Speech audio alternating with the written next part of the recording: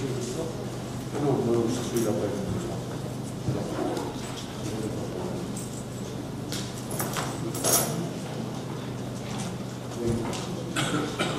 Voilà. D'abord, je vous prie d'excuser un moment parce que je suis très enrhumé. Voilà, je suis très enrhumé, j'ai du mal pour parler. Donc j'espère que vous m'excuserez. Le dossier numéro 5, dérogation au repos dominical. Ce sont les dérogations accordées par le maire et désignation des dimanches pour l'année 2020. Donc, vu la loi 2015-0990, vu la loi 2016-1088, vu l'article L31-32-26 du Code du travail, vu l'article R31-32-21 du Code du travail, vu la délibération numéro 2015 par la fraction 151 de la CCPO, considérant que le nombre de cas de dimanche ne peut pas excéder 12 par année civile, considérant que conformément à l'article L31-32-26 du Code du travail, cette liste peut être modifiée dans les mêmes formes en cours d'année, au moins 2 mois avant le premier dimanche concerné par cette modification, considérant que la liste des dimanches doit être arrêtée avant le 31 décembre pour l'année suivante, considérant que l'analyse de l'ensemble des sollicitations enregistrées de l'analyse, il ressort que les demandes de dérogation au repos dominical diffèrent selon le type de commerce de détail. Il convient donc de proposer pour 2020 les dimanches par type de commerce de détail référencés par branche d'activité selon la nomenclature NAF de l'INSEE, à savoir pour les commerces de voitures et de véhicules automobiles légers, le 19 janvier, 15 mars, 14 juin, 13 septembre, 11 octobre, le commerce de détail d'équipements automobiles le 6 décembre, 13 décembre, 20 décembre et 27 décembre, commerce de détail de pain, pâtisserie et confiserie le 12 avril, 6 décembre, 13 décembre et 20 décembre, les magasins spécialisés, non spécialisés, pardon, le 12 janvier, 28 juin, 6 septembre, 1er novembre, 8 novembre, 15 novembre, 22 novembre, 29 novembre, 6 décembre, 13 décembre, 20 décembre et 27 décembre,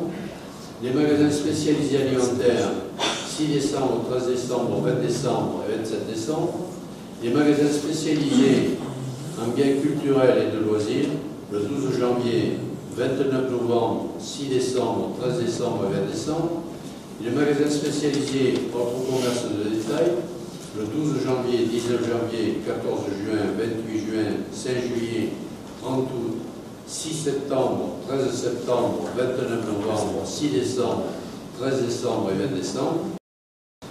Il est donc demandé au Conseil municipal de bien vouloir émettre un avis favorable à la proposition de désigner les dimanches pendant lesquels le repos hebdomadaire pourrait être supprimé, selon ce type de commerce de détail. Ceci, bien sûr, après avoir consulté tous les syndicats patronaux et salariés qui sont d'accord sur ces dates-là. Je vous demande donc de préciser que cette liste pourra être modifiée dans les mêmes formes en cours d'année et conformément à l'article L31-32-26 du Code du travail, et d'autoriser M. le maire ou l'adjoint délégué à signer tout document afférent à ce dossier. Est-ce que vous avez des questions? Oui, jusqu'à présent, Monsieur le maire, je partageais avec vous l'idée de ne pas travailler le dimanche. Et donc, en fait, vous avez pendant un temps fait prendre une délibération au conseil municipal sur simplement 5 dimanches travaillés. Depuis l'an dernier, vous vous êtes converti à la Macronie, en fait. Et donc, oui, puisque c'est Macron qui a mis en place, qui a été à l'origine de cette loi. Et donc, en fait, aujourd'hui, vous avez complètement changé de fusil d'épaule. Et donc, pour ma part, je maintiens ma position, à savoir que je ne suis pas favorable à l'extension du travail le dimanche, parce que je pense aussi aux salariés qui travaillent dans ces commerces-là, et donc je m'abstiendrai sur ce dossier. Il n'y a pas d'autres questions. Oui. Je réponds un peu, puis Oui, je réponds je aussi. réponds un peu. Oui, vous êtes quand même un cas particulier parce que... on veut- Non, non, mais ça c'est évident, ça fait un moment que je l'ai compris. Mais il y a une chose, c'est que toutes les associations, aussi bien les syndicats patronaux que les syndicats salariés, sont d'accord, ça les arrange. En plus de ça, les salariés sont payés avec des majorations intéressantes pour eux, et nous ne sommes pas là vraiment pour gêner le commerce, aussi bien le commerce de l'État que l'autre. Donc, à partir du moment où tous ces gens-là sont d'accord, je ne vois pas pourquoi on les empêcherait de travailler.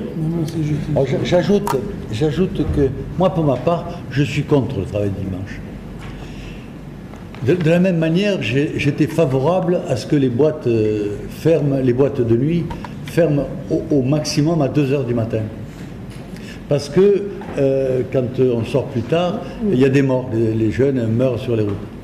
Donc j'avais à l'époque, et puis je reviendrai au travail du dimanche, j'avais écrit au préfet à l'époque en lui disant voilà, il y a beaucoup de décès en sortant de boîte de nuit, surtout quand on en sort tard, et il me semble que ce serait bien que d'interdire que les boîtes de nuit, obliger les boîtes de nuit à fermer à 2 h du matin. C'est déjà bien 2 h du matin, hein, parce qu'il y en a qui rentrent à 6 h, bon. Et le préfet m'a répondu, vous pouvez l'interdire sur votre commune, mais bien sûr ça restera ouvert sur les autres. Ce qui fait que j'ai pas interdit que ça se fasse ici, parce que si j'avais interdit que ça se fasse ici, à 2 h, les jeunes orangeois qui allaient en boîte seraient allés dans une boîte plus éloignée et auraient eu encore plus de danger d'avoir un accident, dont certains mortels, en rentrant chez eux.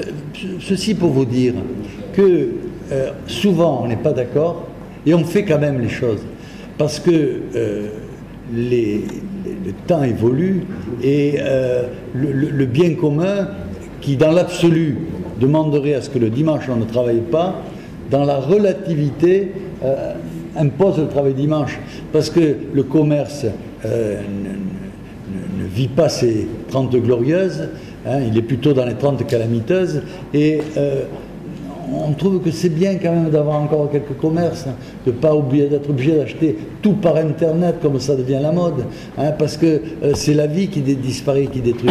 Donc à contre-cœur, on autorise, quand l'entreprise et les employés sont d'accord, on autorise ces ouvertures. Mais vous avez raison, philosophiquement, je reste contre. Mais il y a des tas de choses que je suis contre et que je suis obligé d'accepter. Je ne vais pas vous en faire la liste, ça serait trop long. On passe au vote. Qui est contre? Qui s'abstient? Qui est pour? C'est adopté, je vous remercie. Alors, nous allons sortir avec Marcel Arsac, parce que sinon il y aurait une redoutable prise d'intérêt qui serait gravissime, dont c'est Gérald Testanier qui devient le président de séance pour ce dossier.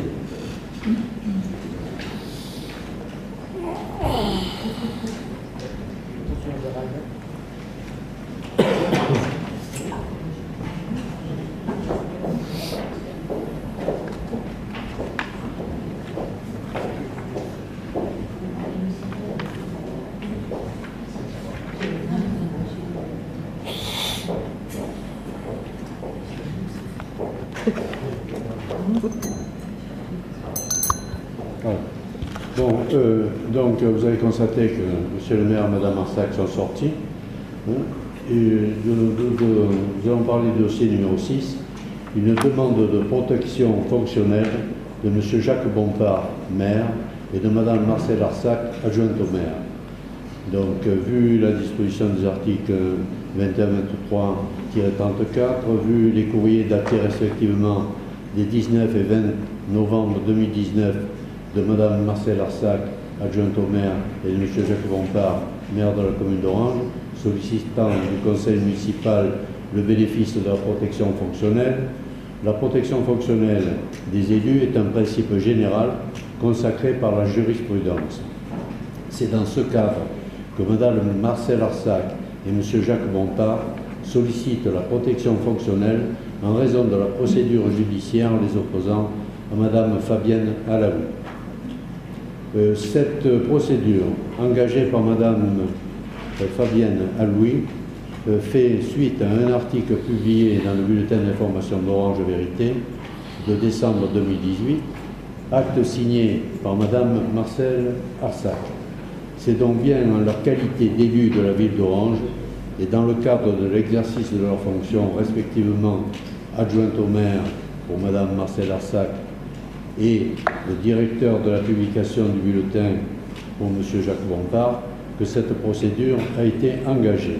Dans ces conditions, conformément aux dispositions susvisées et considérant que la commune est tenue d'accorder sa protection aux élus, il est demandé au conseil municipal de bien vouloir accorder la protection fonctionnelle à Madame Marcelle Arsac en sa qualité d'adjointe au maire, de M. Jacques Bompard en qualité de maire et directeur de la publication du bulletin d'information municipale Orange Vérité, d'accepter de prendre en charge les frais et honoraires de l'avocat assurant et représentant leurs intérêts dans ce dossier, dire que les crédits sont inscrits au budget correspondant et autoriser M. le maire ou son premier adjoint à signer tous les documents afférents à ce dossier. Alors, pour ceux qui ne connaissent pas, avant de vous donner la parole, je termine pour expliquer effectivement ce cas un peu particulier. Il est bien évident que dans ce cas-là, tous les élus qui peuvent demander cette protection juridictionnelle.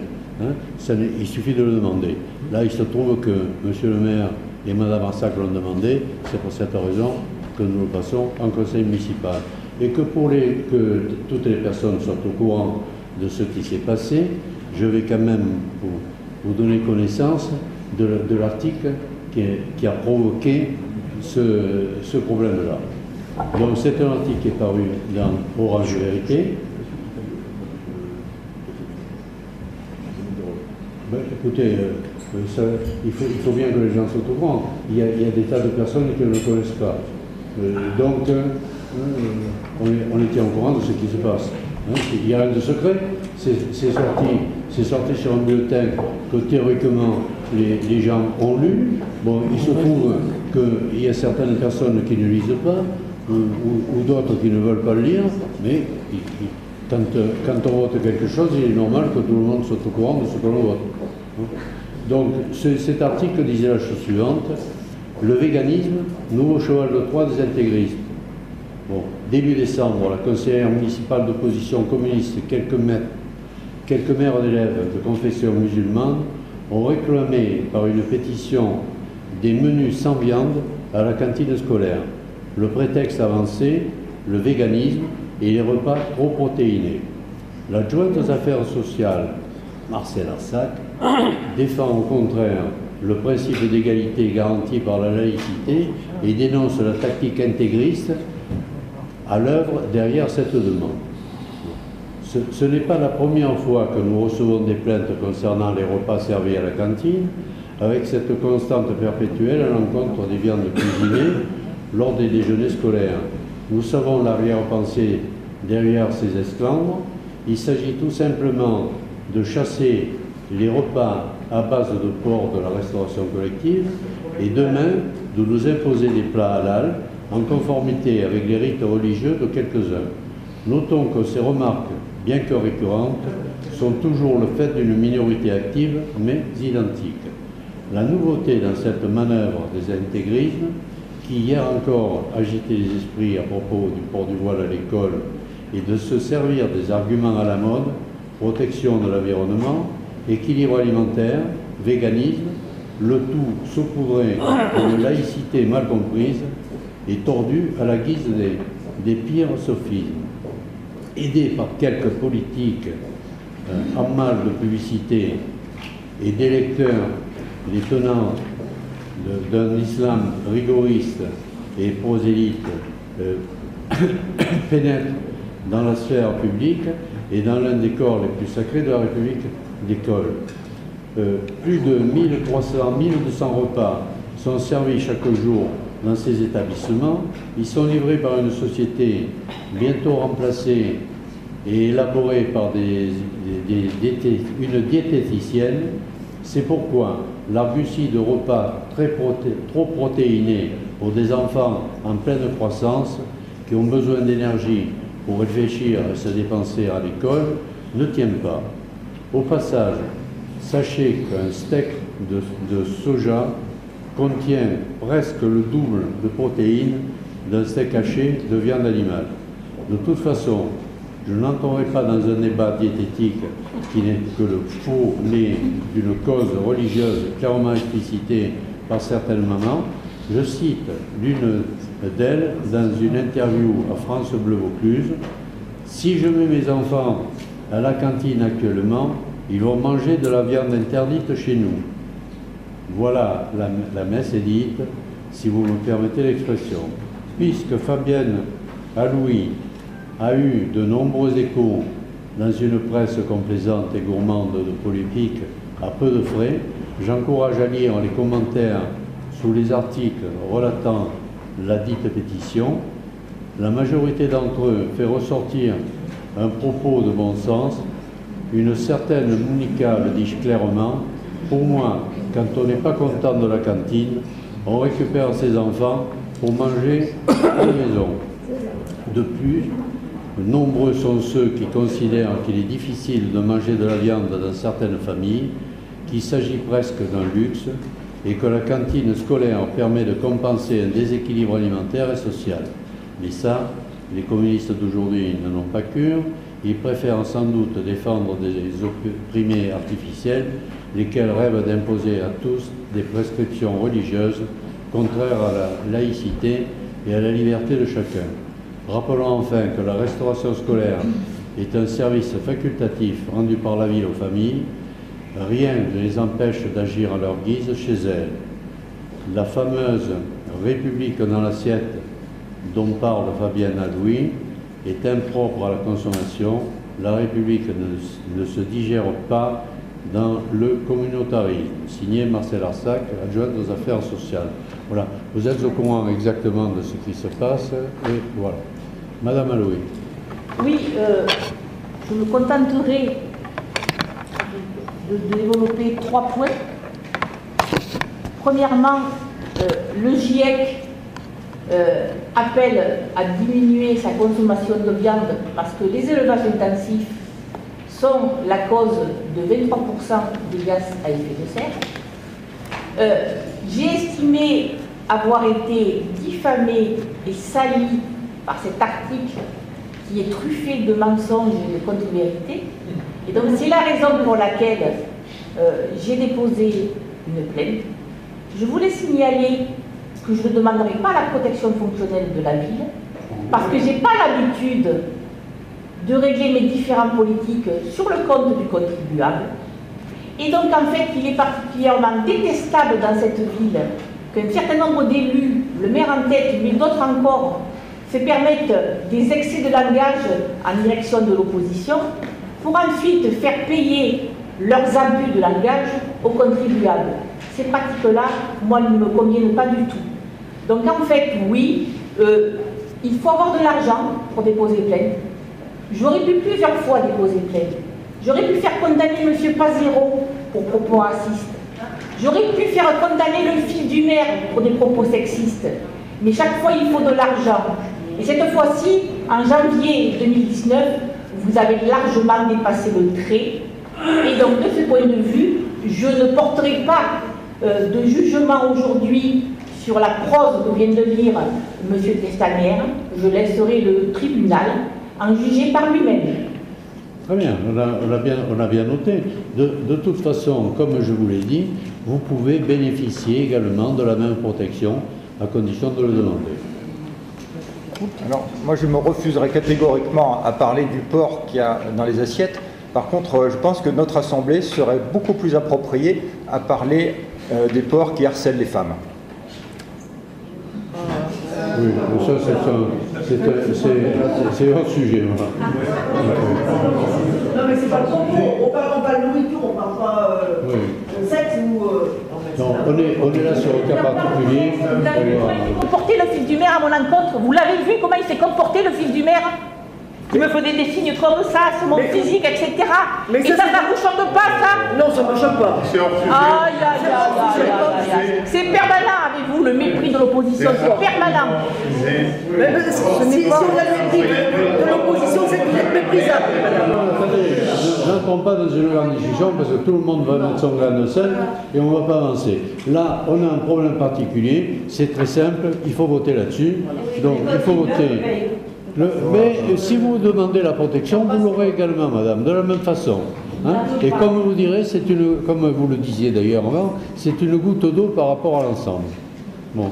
Donc, je répète, il est demandé d'accorder la protection fonctionnelle à madame Marcelle Arsac en sa qualité d'adjointe au maire et à monsieur Jacques Bompard en qualité de maire et de directeur de la publication du bulletin d'information municipale, Orange Vérité, d'accepter de prendre en charge les frais et honoraires de l'avocat assurant et représentant leurs intérêts dans ce dossier, de dire que les crédits sont inscrits au budget correspondant et d'autoriser monsieur le maire ou son premier adjoint à signer tous les documents afférents à ce dossier. Donc, qui est contre? Je vois contre. Qui s'abstient? Pas d'abstention? Non. Donc, c'est accordé. Vous pouvez faire rentrer, monsieur le maire.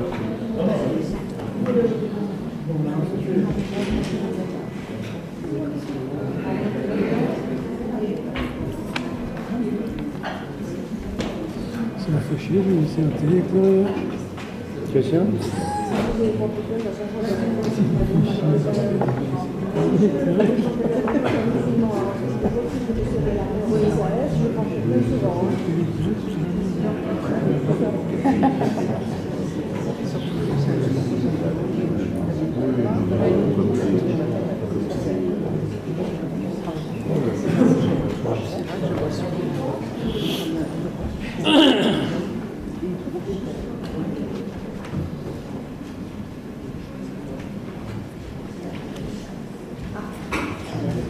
Voilà. Ça y est, oui, monsieur. Alors, dossier numéro 7, rapporteur Marie-Thérèse Gallman. Attribution d'une subvention de fonctionnement 2020 au Centre communal d'action sociale, premier versement. Comme tout le monde le sait, les actions du Centre communal d'action sociale dépendent étroitement des subventions que la commune lui verse. Considérant que le budget 2020 ne sera voté que fin avril 2020, le CCAS a sollicité le premier versement sur la subvention de fonctionnement 2020 d'un montant de 700 000 € en janvier 2020. Compte tenu des engagements et du soutien qui proviennent au CCAS, la commune propose de lui accorder cette subvention. Il est donc demandé au conseil municipal de bien vouloir allouer un premier versement d'un montant de 700 000 € sur la subvention de fonctionnement 2020 au Centre communal d'action sociale, dire que cet établissement public communal est déclaré conformément à la loi et préciser que les crédits nécessaires sont inscrits au décret 2020. Autoriser M. le maire ou l'adjoint du décret à signer tous les documents afférents à ce dossier. Y a-t-il des questions? Allez-y. Juste une remarque, d'habitude vous faites une avance de 400 000 € en novembre-décembre, donc cette année vous ne l'avez pas faite. Je suppose que c'est le fait d'avoir eu un nouveau trésorier payeur que vous vous êtes enfin mis dans les clous, et bien c'est pas normal. N'importe quoi comme d'habitude, vous ne comprenez rien, madame. On vous le dit sans arrêt, vous ne comprenez rien. Vous avez un cerveau qui ne marche pas. Encore de la diffamation, ça. Si vous avez des questions, qu'elle pose. Relisez. Relisez-le. On n'est pas sûr que... Vous voulez que je vous le relise? Que c'est une subvention, une avance sur... Vous pouvez lui redire que son cerveau ne fonctionne pas? Vous pouvez lui redire? Qui vous a donné la parole à vous? Comme d'habitude. Des questions à côté de la plaque. On passe au vote. Qui est contre? Qui s'abstient? Qui est pour? Le dossier est adopté. Merci. Dossier numéro 8, Denis Sabon. Convention d'adhésion au service de médecine préventive auprès du centre de gestion de Vaucluse mission élargie.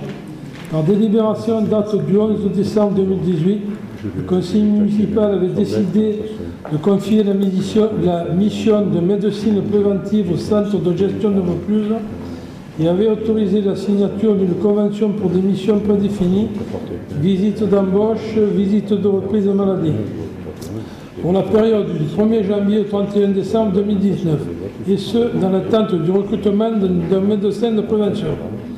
Par courrier du 22 octobre 2019, le centre de gestion de Vaucluse nous propose, suite au recrutement d'un médecin de prévention supplémentaire, un élargissement des missions du service de médecine préventive à compter du 1er janvier 2020.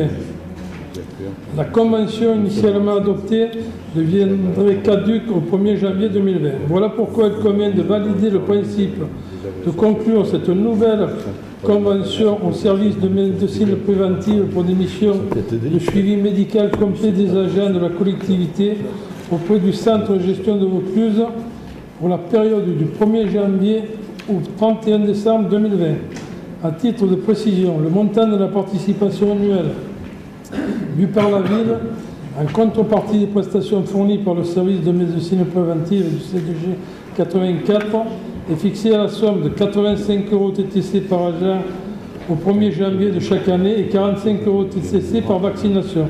Cette participation forfaitaire comprend l'ensemble des prestations décrites dans la Convention. Le suivi médical, ça c'est une bonne chose. Visite médicale des agents sera assurée dans les locaux du SDIS à Orange. Ça évitera aux agents d'aller sur Avignon.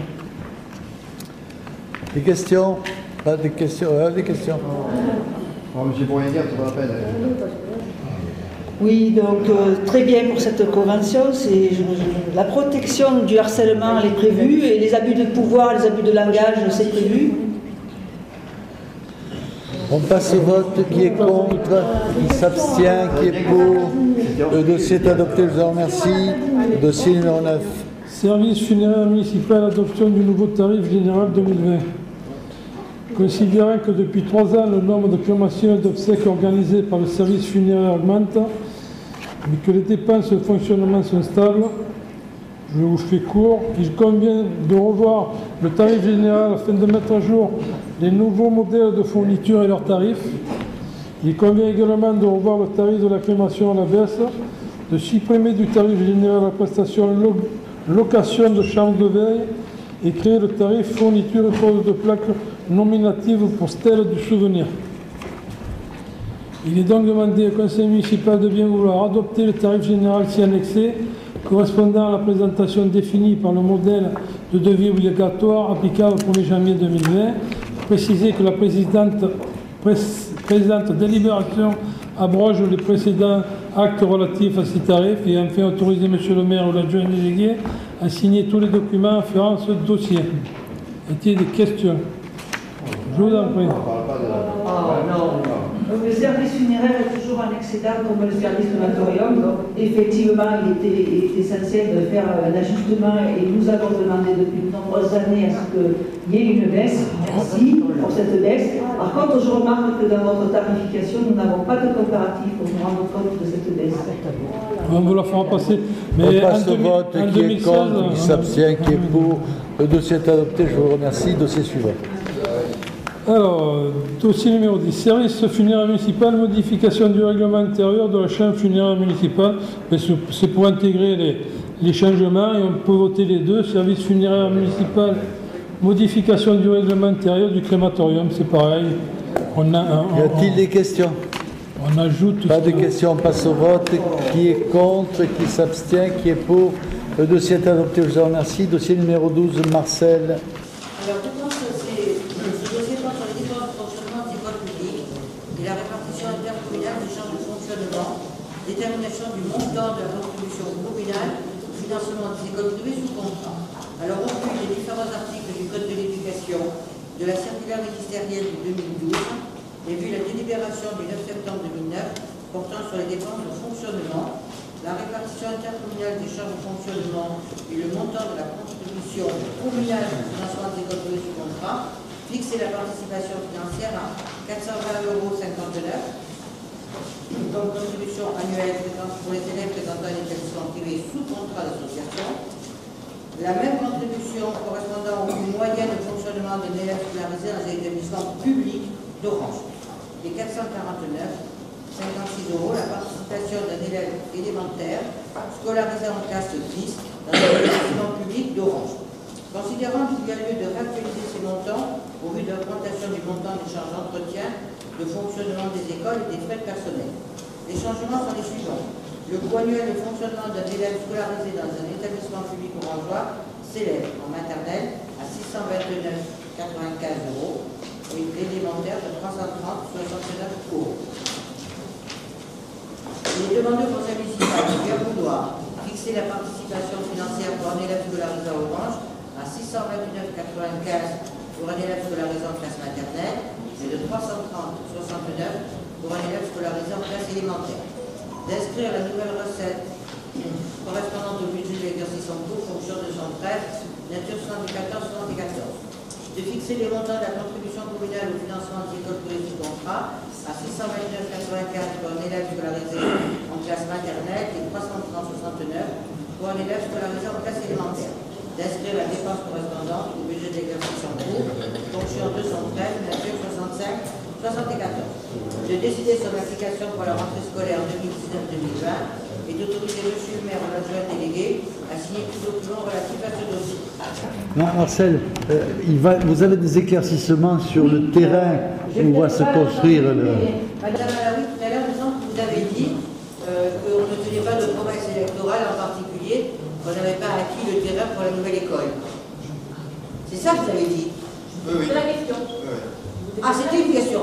Écoutez, il me semble que vous vous intéressez depuis très longtemps à la vie politique à Orange et que ce terrain nous appartient depuis plus de 40 ans.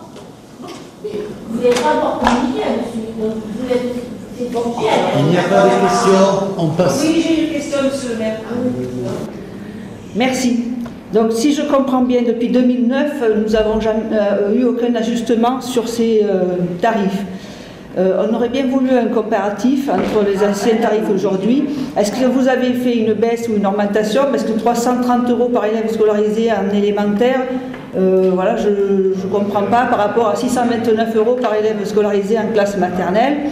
La liste des établissements, j'aurais bien voulu avoir la liste des établissements qui en sont attribués. Voilà. Ensuite, le total par ces établissements. Merci.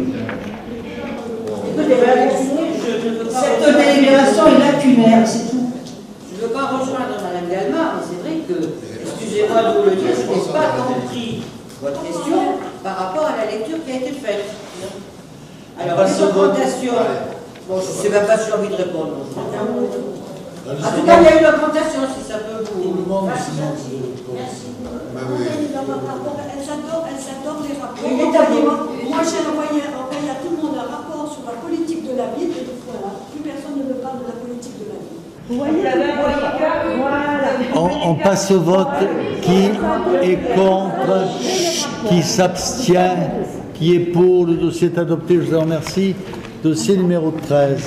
Le dossier numéro 13 concerne l'attribution d'une subvention exceptionnelle à l'association Mercedes Orangeois pour un montant de 1 500 €.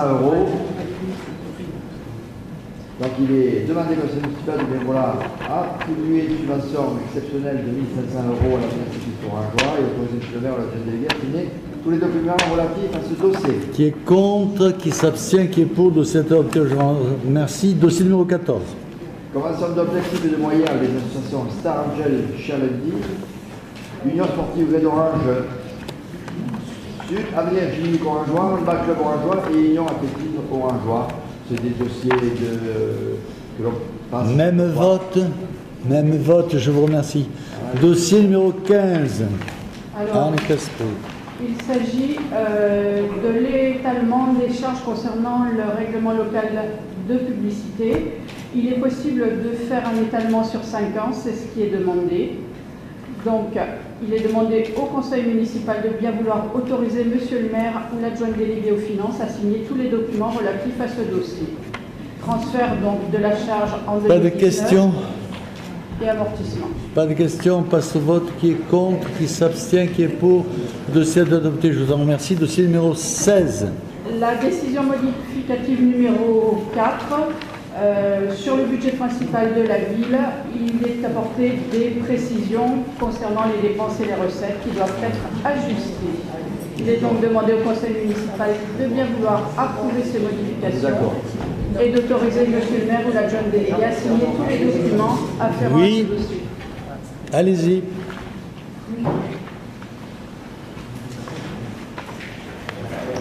Je voudrais juste intervenir sur deux points de précision. Donc, il s'agit d'inscrire en recette la vente que l'on a délibérée sur la cession de l'immeuble à Grand Delta situé en face de l'Atlantique, et simultanément d'inscrire en dépenses pour rééquilibrer. Alors, j'ai vu qu'il y avait une inscription en dépenses sur le compte 205, fonds de commerce. Je voudrais savoir ce que c'est et pourquoi faire. Et ma deuxième question, c'est que je pense que cette session, l'acquisition a déjà été inscrite au budget primitif, dans le compte 213.2, pour 2 078 000 à l'origine, et d'avoir le détail de ce compte. Alors, qu'est-ce qu'on nous dit? Alors, tout d'abord, il s'agit donc d'une acquisition effectivement de la grotte pour la somme de 110 000 €. Et ensuite, c'est la vente de l'immeuble Démier suite à son acquisition en 2019. Et c'était pour la somme de 714 704. Non mais l'acquisition en 2019 est déjà inscrite au budget. Parce que là, on a l'acquisition. Si je peux, pardon, je casse le micro, si je peux intervenir pour vous expliquer. En fait, c'est simple. Quand on fait une décision modificative, quand on a des recettes supplémentaires, on doit les équilibrer par des dépenses équivalentes. Donc effectivement, l'achat de cet immeuble à 714 000 € était inscrit au budget primitif. Donc la dépense était déjà inscrite. En quelque sorte, on peut dire qu'elle s'annule par la recette de 714 000.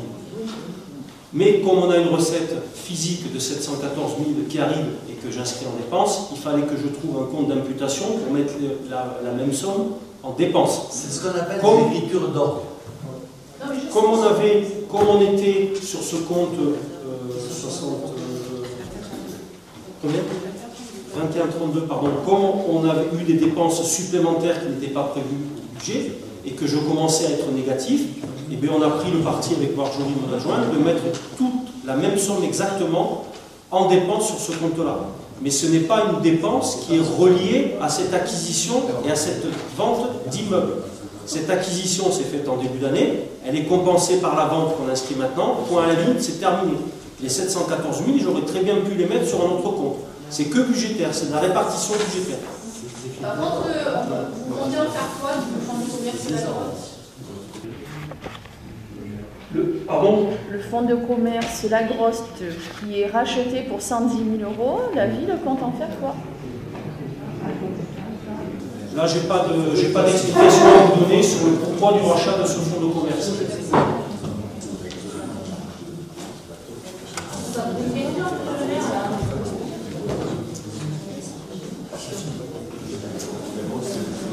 Qui est contre?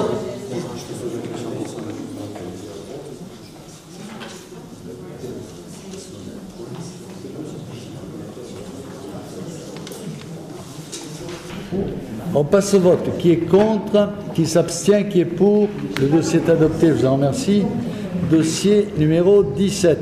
Le numéro 17, c'est l'indemnité de conseil allouée au comptable du Trésor. Il est donc demandé au conseil municipal de bien vouloir se prononcer favorablement sur ce versement de 4 572 € au titre de l'année 2019, de préciser que les crédits nécessaires ont été prévus et d'autoriser monsieur le maire ou l'adjoint délégué à signer les documents afférents à ce dossier. Avez-vous une question? Qui est contre? Qui s'abstient? Qui est pour? Dossier est adopté, je vous remercie. Dossier numéro 18. Alors, il s'agit des taxes et produits irrecouvrables. Ce sont des admissions en non-valeur et pour l'extinction de la dette pour la ville d'Orange. Vous avez eu le tableau qui a été joint. Il est donc demandé au conseil municipal de bien vouloir donner un avis favorable pour ces admissions en non-valeur. Y a-t-il des questions? Pas de questions, on passe au vote. Qui est contre? Qui s'abstient? Qui est pour?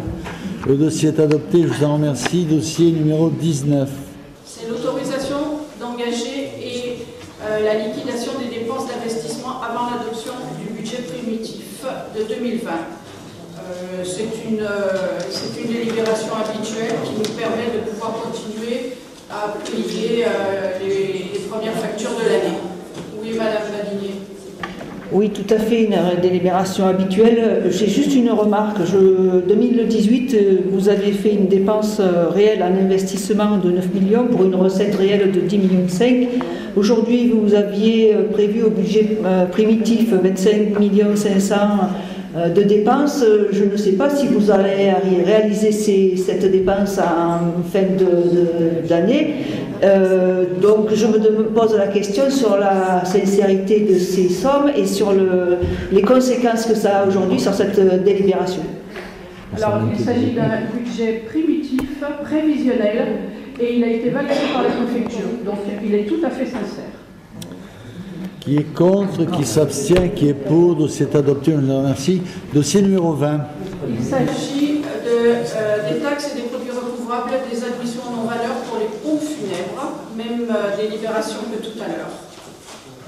Si vous voulez, on peut faire le 21 et le 22 en même temps. Et le crématorium, même le 23. la même chose. Si vous n'avez pas de questions à poser sur ces dossiers, on les vote en même temps. Même vote, même vote. Donc on passe au 24. Rapporteur Claude Bourgeois. Voilà. Alors il s'agit d'une promesse authentique de bail amphithéotique de la toiture du bâtiment 6 service technique Marie Noguer et cadastré sur la section BX numéro 477 entre la commune d'Orange et la société Terrelac pour l'installation et l'exploitation de panneaux photovoltaïques. Donc, dans le cadre de son activité, cette société recherche constamment des surfaces de toiture récupérées de nature à supporter les centrales photovoltaïques qu'elle exploite. C'est dans ce cadre, dans le cadre de cette recherche, que Terrelac a sollicité la ville pour mettre en place des panneaux photovoltaïques sur la toiture du bâtiment des services techniques. En effet, ce bâtiment présente une surface de toiture d'environ 530 m² et de nature à supporter de manière structurelle la centrale photovoltaïque projetée. Il est proposé de favoriser la réalisation de ce projet. Dans ce cadre, une promesse de bail amphithéotique doit être signée dans l'objet de définir les conditions dans lesquelles la commune confère à Terrelac la faculté à bail amphithéotique de désigner. La durée de la promesse serait de 36 mois à compter de la date de signature. À l'issue de cette promesse, un bail amphithéotique devra être conclu dans les conditions essentielles suivantes. Durée 20 ans, avec possibilité de prolongation de 10 ans. Redevance exceptionnelle unique de 50 000 €, payable à la signature du bail. Il est donc demandé au conseil municipal de vouloir approuver le terme de la promesse de ce bail amphithéotique si annexé, dire que le présent acte est dispensé de la formalité de l'enregistrement et enfin autoriser M. le maire de signer cette promesse de bail authentique, de bail amphithéotique et toutes les pièces inhérentes à ce dossier. Y a-t-il des questions? C'est une bonne question, ça.